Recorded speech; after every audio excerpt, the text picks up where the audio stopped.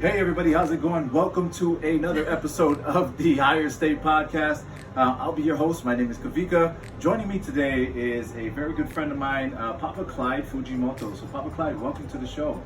Thank you. Thank you so much for taking the time out of your day to join us. Sure. What we wanted to call you here today for was to talk about Aloha Airlines Flight 243. You remember that flight number at all? Yeah. So, vividly. Just to give people some background in case you're watching and you don't know what Aloha Airlines Flight 243 was, it was a flight that originated in Hilo, Yes. correct? It originated in Hilo, was supposed to be going to Honolulu, but had to make a quick diversion to Maui. So it ultimately landed in Maui at OGG. There was, from what I can understand, 95 souls completely on that plane. There was 89 passengers, 6 crew. It was pretty cool. Yeah. So the name of the plane that you were on, do you know what it was? Kaumano? Well, it was one of the queens, wasn't that one?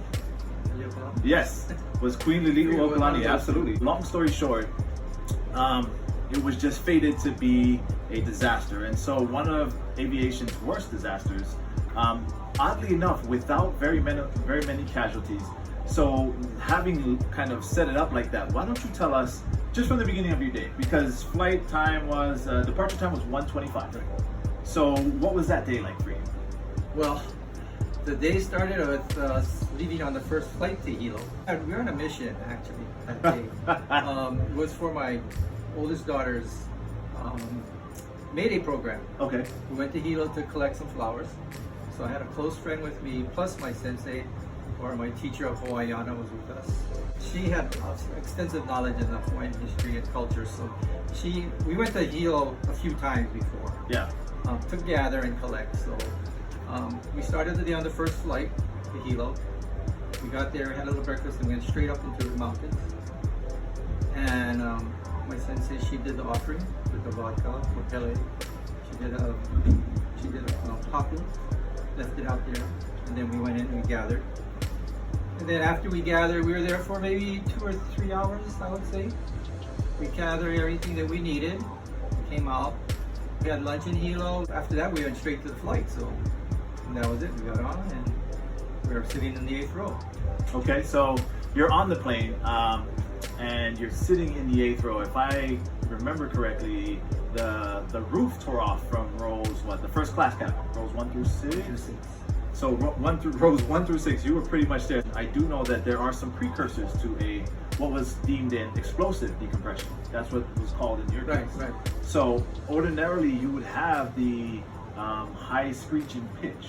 You would have maybe some condensation, like a cloud form in the cabin. Any of that happened? No. Really? No, nothing happened like that. In fact, we took off. We got up to, when you take off, you get up to the elevation. The flight attendants were serving, the free juice and coffee and everything. They just started their service. They were just actually starting their service, and we were there. We're actually sitting down, taking out our money to divide the cost of all the things that we bought in Hilo, so that everybody got the right amounts of stuff. And we had all our money out on the tray tables. Oh no! And they're just finishing their service. We were talking, and then that's when it happened. It was like a loud bang. And actually, when it happened, I was sitting on the aisle. And I could see CB Lansing, the flight attendant that actually died. CB being Clarabelle. Yeah, I saw her in the aisle talking to somebody in the first class section, having a conversation. She was standing there. And right after I heard that bang sound, I looked up and she was gone. She was gone. And in the ceiling, there was a hole about this big only. That's how it started. So Clarabelle was gone hole. Through a hole in the ceiling that was no bigger than what we're looking at right here. I looked up and I said, oh my God, she went through that. And then it started to tear away. So it wasn't just like one just quick crack. No. It was systematic. It was like piece by piece. Yeah. So like the movies and everything, the way everybody saw it, it never happened like that. I feel like that would be more terrifying though, right? Like, because now you're just like watching pieces you're go just away, watching pieces. wondering. Every time I looked up, the hole was bigger and bigger and bigger. So that's actually how it happened. And then all the people that were sitting above the seats, that like for you and me, they're a little bit higher. Sure. Than the seats, Yeah. They all got head injuries. from all the debris that was Going starting flying to fly. through, yeah, I could imagine. And then, not only that you had the injury, now you have the decompression. Right. So People do not realize decompression can kill you because it feels like your head is going to pressure, explode. right? So immediately when that happened, he started to go down. You know, the face mask came out, the Right. oxygen mask came out, and everybody, things are like flying above your head. Everybody's trying to grab their oxygen mask and it's like flying all over the place, right? Because all the wind is coming in. But the pressure from your head was the thing that was, everybody was just like buckled over in pain, Right. because of that. Okay. You were seated in the 8th row, and I guess the debris and everything, the damage started to work its way back. Where did you first see this hole? Was it over like row 5? Was it more forward? No, it was over row 1. Oh, It was in front. It was row 1 on the left-hand side. That's where CD was. She was talking to the passengers. Well, it was all coach. okay. Oh, I see. Basically all coach at Okay. that time. We didn't have any first class, so anybody who wanted to sit up in the front could sit in the front. Right. You know, but I always chose to sit close to the wing. I don't know. It's just- But you know, like people think that it was a panic and they were screaming and yelling. Right. There was none of that. You know, of course I wanted to research a little bit so that we could actually have a decent, like, deep conversation. And there was another woman who was interviewed that said that exact same thing. She Yeah. said nobody was really screaming, you know, Right. just... Right. Even Then though what was it? Was it just somber silence? It was silent. Even though you're imagining like this is the end of your life, Yeah, so like I you're not can going to imagine. survive this. The pilot never lost control, so it didn't dip, dive, turn. Anyway, it was straight. Never Wow. lost control. You could feel him diving down, but never lost the control of the aircraft. So in the research that I was doing, they were actually saying that it was Mimi Tompkins, the first officer that was in control of the plane at that time. Once they realized the cabin decompression had happened, that's when Bob, Shermeyer. right, thank you, Shormeyer, that's when he took over. What was that landing like? Because you're now they're landing a plane that what was supposed to be made to be aerodynamic now has a huge, gaping, missing piece. That's the thing, right? When we came in for a landing, well, first of all, like I told you, he never lost control of the plane. Yeah. The plane was flying straight, smooth. When we came in for a landing, though, like your experienced flyer, Yeah. I'm experienced. Yeah. You know how fast you're supposed to go when you land. Right. He was going super fast, really fast, and that's what worried me. Right. Like we're going so fast, if we went over a bump or anything, boom, we'd be done, right? And even like coming to a landing, if they're landing too hard, the plane would just like. Yeah, at least break in half. When I was looking at the pictures, I'm like, He- I'm surprised that thing had enough structural integrity to stay in one He piece. hit that landing, you couldn't even tell we're on the ground. And then somebody said that exact same quote as well. Couldn't even tell we're on the ground. Boom. Well, you know, so between the two, the captain and the first officer, they had almost 17,000 hours of flight time with that plane. Yeah. I believe, I believe Captain Bob had almost, I'm sorry, yeah, so almost 17, so about 16,500 flying hours between the two of them. Captain Bob himself had almost 7,000 with that particular model of the plane. So I mean, I guess we're gonna have to chalk that up to thank God he was so experienced, because how do you land a plane that's Exactly. only like half of itself? And you have to land it like that, perfectly, Yeah. or else just a little bump, like I said, and the thing would just crack. It would literally buckle in half. That's amazing. Yeah, that was amazing. So, when we actually got in and we taxied in, and the plane had stopped, the people in the back of the plane, they didn't even know what was going on. Wait, what? They didn't even know what's going on. They didn't know that They the front didn't half of the cabin came off. They Stop didn't it. know. They didn't know. So What kind of drinks were they serving back then? because if you're in the last seat, you can't really see what's really up there in the front, you know. So when the firemen came on the flight, they were telling the people in the back, "What are you doing? Leave your hand carries. Get off the plane." Oh, they were like seriously like up in the overhead They were bins getting all grabbing their it. stuff, getting all their things, and everybody's in a panic Wow. trying to get out, and you can't go over the wing. Right. You know, we have to either go out to the back or the front. They deployed the slides. You know, yeah. So they were like, yeah, they're trying to get out. So they're trying to get everybody in the back out so the people in the front could move. You know, paramedics could get in the front to help the people that were injured. But these guys, That is an amazing piece of the the story. I don't think I've ever heard one or ever thought about too, because I mean, I guess you're right? Like you're in the back, you're oblivious. It was really that big that the people in the back Yeah. did not they had to have heard the bang at least. I don't know. Wow. That's amazing. Yeah, they literally didn't know. Okay, so now, thank God that the majority of us have never been in any scenarios like this, but you land, they're trying to, so everybody has to evacuate out the rear of the aircraft. Well, you could go out the front, but with all the debris that was there, Yeah, we were all going out. safer. Okay, and so what was that like? What was the deplaning? What was it like getting off? Did you get to slide down one of the slides? And then also, yeah. once you got down, what was that reception like? Well, when we got down, our party got separated. I went down one slide and they went down the other slide, so we got separated on two sides of the aircraft. So we're trying to get together. When we got together, they picked everybody on one side, and then they started splitting people up by injuries. You know, Severity of the injury. who needed the most Immediate help, attention. Sure. So they split people up with injuries.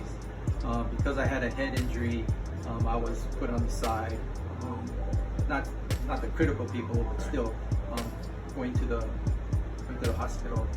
So they were going to separate us. They were going to take my two friends to the hotel or whatever for processing and stuff. But they wanted to stay with me, so they came with me to the hospital to make sure that I was all right, because my head right here was like saturated with blood all the way down. You had like what? Did something hit you, or I had was like it just a eardrum stitches, pump? right? I had 3 stitches right here. That's it. But you know when you get a head injury, right? Yeah, well, because then it's pumping blood. And, Yeah. right. So it looked terrible, but after they started cleaning it up, you know, the nurse said, "Are you really injured?" I went, "I don't know. I think so." No, but yeah, it was just a little 3 stitches. Yeah, with minor. So, I mean, what do you remember about actually being on the ground? Was there a lot of paramedics? Was it just Yeah. Well, because they had enough time, right, to alert everybody, like, hey, we have a diverting plane, huge emergency. and the thing was, there was no fire, right? Because Right. There was no fire. Well, So okay, they so didn't I'm have a sorry, I fire. didn't know that, but in the pictures I did notice that there was no fire, which to me was another amazing thing. Yeah. Since there wasn't any fire, you know, there was no like fire engine or they had rescue teams there or whatever, and the fire station there directing people, but more directing people, you know, and trying to stop, you know, all the chaos and everything, getting people under control. But that was about it, you know. So Aloha Airlines really took care of everybody that was on that flight. I mean, managers and staff came in on a flight from Honolulu, and they arranged everything, took care of everybody, you know, got them to the hotel, kept everybody at one hotel, you know, and yeah, they took care of everybody. And it was, funny thing was, after I left the hospital, you know, I had to call because I was supposed to pick up my daughters from school. I see. You know, it was a Yeah, good thing sure. that their teacher was a good friend. You know, she saw and she knew what happened, and she was worried, and she called my wife, and you know, but you know, they made arrangements for my kids, and I was worried about that. But other than that, you know, they took us to the hotel with everybody, and I remember we had dinner that night at the hotel. We're sitting there in this buffet, right, and all these people we didn't know. So my friend asked me, he says, "Oh, I wonder who was on the flight with us that's in here." And I said, "Just listen to the people that are talking loud, because your ears Right, are you're all plugged popped, up. right, yeah, that's right. Your ears are still plugged up From the decompression, so yeah. you can hear everybody talking super loud." I said, "Yeah, that table." That table, yeah. Oh, Yeah, that wow. was funny. So let me ask you, Papa, especially because you refer to her as CB, did you happen to know Clarabelle Lansing? Oh yeah. How did you know her? I mean, Well, because I used to work for Aloha. Okay, and what did you do for Aloha?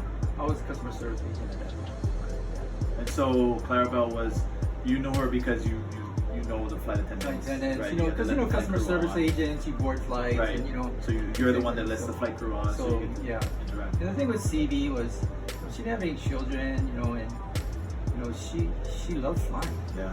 You know, she just loved flying, and she was so friendly, nice, you know, like the perfect flight attendant for, you know, a local airline, right? And she was just like, so in a way it was like she was doing what she loved.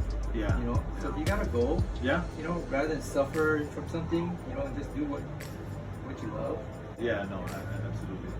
So I think isn't the garden in our island terminal memorial for named her? after her. Yeah. So that's beautiful. I was just another amazing thing to me is the fact that she was the only casualty Right. on the flight. Again, a huge testament to how great of a aviator you are. Well, Jane, the other flight attendant that was up in the first class, Okay.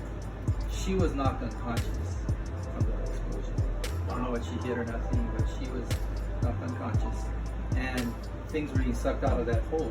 Right. I heard that, I didn't see it, but I heard that somebody from first class grabbed her leg. Wow. Jane, the other flight attendant. So Yeah. that's why she didn't She go as didn't well. go. They grabbed her leg. They were holding onto her leg. So that was, I didn't see that, but that's what I heard. That's what they said. Jane doesn't remember. But So, just really quickly, Papa Clyde, especially for the people that are watching, like, can you show exactly the camera where you were sitting? right there, that one. That's how close Papa Clyde was to this crazy catastrophe that happened in the air. Now, I told people that we'd be doing this little sit-down talk, and there were some questions that came in. So, if you don't mind, we'll wrap up by addressing some of these questions. Sure. So the first one came in from a person who is a flight attendant, and I believe all these questions came in from people in the aviation industry. And so Ryson is a flight attendant as well with Ohana by Hawaii. And Ryson asks, what was going through your mind once you felt the plane had stopped on the runway? Relief. Relief. Yeah, I guess, right? But I mean, like, just so many things you were probably afraid for your life up until it stops on the runway. At that point, do you do like a, okay, am I missing anything kind of check? Or, I mean, yeah, I get it, you're relieved, but... No, you just sit there and just feel like, oh my God, I can't believe we made it. Yeah. That was just total relief. Total relief. Total, Have you ever total felt that? abandonment of whatever feeling. Any inhibitions? Have you ever felt that kind of relief ever again? No. Yeah. All right. So So I have another question, and some of these, yeah, this one's actually like a series of questions from another friend, Darren. Darren's first question is, how did that day change your life? Change your life. I mean, exactly when you come to grips about death and reality, and I mean, and you know, it's like I won't see my daughters grow up. You know, all the things that are going through your mind when this is happening. You know, so in a way, it changes you to appreciate a lot of things more. But there was a period when we like a week or two after, you know, when it kind of really settled in. Right. You know, you just like I came like a hermit, I think. Huh. It came like I can't imagine you as a hermit. I came like I just didn't want to do anything, or just, you know, just relish in the fact that you're still alive. Right. You know, so my wife got a little worried about when I was going through that period, you know, like I was having psychological problems, but it was just a feeling of like you should be dead. Right. You know, no one survives something like that. You know, like you're thinking that that's going to happen. You're Yeah. going to die. Yeah. So after it settled in, well, it took me a while to get back into the normal things. You know? Well, I'm glad that you did get back into the normal things because I got to meet you that way. Another part of his question is, if you were with someone, so you were with a party, what do you recall telling them? I guess, what was that conversation like? The only conversation we had was all were saying, "This is it. I'm glad we're going together. This is it. I'm glad we're together. At least we're together." You know? Gotcha. I mean, Because who were you with exactly, if you don't mind me asking? I was with my sensei May, my guitar, and Alexis Sinito, which is another good close friend of mine. And we do, you know, harvesting up in the mountains all the time. So in a way, I felt afterwards that we were on a mission of goodwill. Okay. I don't know if Kelly had something to do with it. Yeah. You know, She doesn't like vodka. It was obviously wrong. I don't know what, but you know, we made the offering, you know, and we only took what we needed. We're on a mission of goodwill, so I don't know if that had something to do. I like to believe that had something to do with it. Yeah. But I don't know. And the last part of his question, and it's a really interesting question, almost sounds like an easy answer, but I just want to pose it anyway. After 32 years, even without knowing what was going to happen, would you still have boarded that plane? Yeah, because you didn't know, right? Yeah. Well, I mean, You know, like, and then people, you know, like a lot of my fellow airline people at Aloha, yeah, they're like worried about what's going to happen to Aloha now after this big, you know, catastrophe, and you know, people are going to fly Aloha because look what happened on the plane. And I said to them, if you look at that plane and you can survive an incident like that on Aloha, I'm flying Aloha all the time. Yeah, that's true. Well, you know what, here, just before I continue with these questions, there was one thing I wanted to bring to your attention and see if you heard about this. Did you know that there was a passenger on the plane, Gail Yamamoto, who told investigators that she actually noticed the crack in the fuselage during boarding and didn't tell them. Did you hear that? Yeah. That's how that movie is based on. Really? Yeah. I have not. Seen I a heard crack. about the movie. I did Seen not a see crack. that. Yeah. Really? Seen a crack. I had to ask my wife. I was like, honey, if we're getting on the plane, do you see a crack? She's not gonna say anything. There was no crack. Oh, but did you think that was just to sensationalize, or maybe she thought she saw one? Maybe she did. I don't know. Maybe she saw a Dramatic. crack somewhere else. I don't know. But there was no crack. Yeah. Okay. I didn't see. Yeah, well, I mean, according to her during boarding, and that's why I was like, hold on. What, if you saw a crack in something that's supposed to be pressurized, how would you not think to be like, hey, is that okay? Yeah. Yeah, so I thought that was odd and something that I never had heard before until I was doing the research for this. So, yeah, I was like, come on, Gail Yamamoto. Like, we could have saved a life. Yeah. All right, so this next one comes from my friend Lisa, another aviation industry person. Is there anything about that day or your actions that you would change or have done differently? Not that you were in control of very many things that day, but just, I mean, I feel like that's a fair question. No, I don't think I would change anything. I mean, you really, I mean, there was the flight attendant that came up from the back of the plane. I tried to assist people, but she really couldn't do anything anyway. Right, that's a danger zone coming from the back of the plane. So everybody's telling her just go back, Yeah. just go back. Strap in. But you really can't do anything in that situation because you don't have any control. Right. I mean, if you unbuckle, who knows what's going to happen? You know? Even if it was in your decompression situation where you're down low and you could just fly out at any time. You could bank and you'd be gone. You know? So, you know, the best thing was everybody just stay put and put your heads down. That's Yeah, you wouldn't change anything because what you did kept you alive. Yeah. Just put your head down, stay put. Okay, well, cool. I appreciate the answer. I also felt that was a good question. I'd love to know if there was anything that you felt like you might be able to change. So, here's an interesting question. Did that experience create new friendships among the survivors? You know, in that dining room area where everybody was yelling at each other. I think there were some, but for us... Nothing new for you guys? No. I mean, I really got close to the pilot, Mimi and Papa, Captain Bob. Yeah. Other than that, no. Even the flight attendant Jane, and I think it was in the back, but we really didn't, because they kind of, as a flight attendant, I guess that really had, you know, changed their whole image of flying. Yeah, I could imagine. So, but I also would think that they would keep you guys separate for a matter of time, or maybe that's just a newer kind of implemented strategy so that people's recounting of the story doesn't change or isn't affected by somebody else's story. well, there were a lot of different stories, you know, that came out. Yeah. And some of the stories, you know, I guess were partly true, but not totally true. You know, I don't know if they just wanted to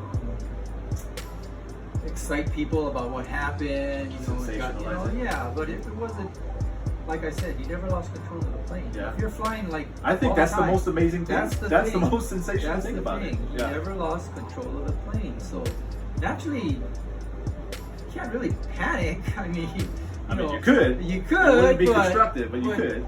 I mean, you were just flying. I mean, sure, the roof was coming off. But we weren't like dipping and diving every time the parts of the plane were coming off. We were just flying straight. Yeah, I mean, Basically straight. if I'm on a plane and parts of the roof are coming off, I'm just wondering like how far before I Yeah. get ripped out of my seat. I guess would be my. And then, well, I think if he had lost control, Yeah. and it started to dip and dive, then It people would add more to yeah, the then chaos, people would be screaming and, yeah. doing crazy things. But It was amazing the element of control that he was able to keep over the plane. Huh? yeah. All right, so my last set of questions come from someone I call Mama Meme. But the question is, how did that affect any fears towards flying? No. You had no fears. In fact, my friend Alexis, that was like, she went up the next week.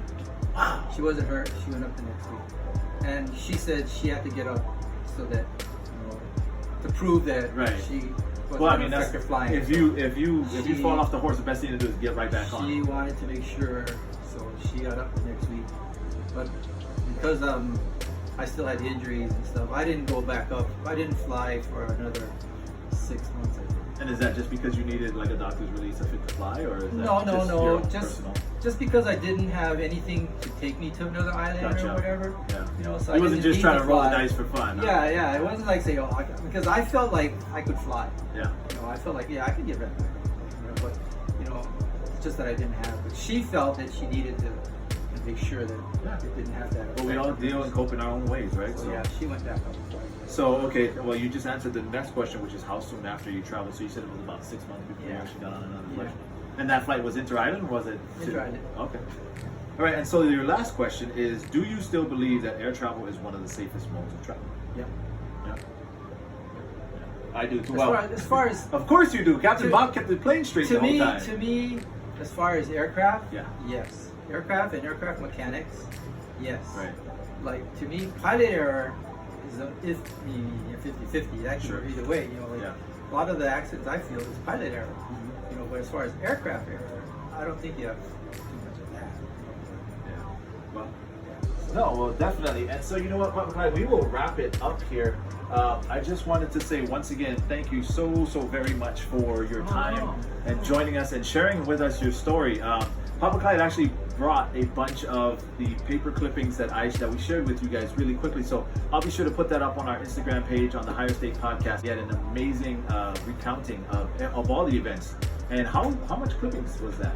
Was that like a week's worth, month's worth, or just anything within the year that came out? Anything within. I think it was about a month's worth of stuff. Okay, well, because that's a lot of stuff. I think the last clippings were from the what they believed happened, for the flight. Gotcha. All right, well, that'll do it for the Higher State Podcast. You guys can catch us on Spreaker or Apple Podcast. And other than that, you guys, everybody take care.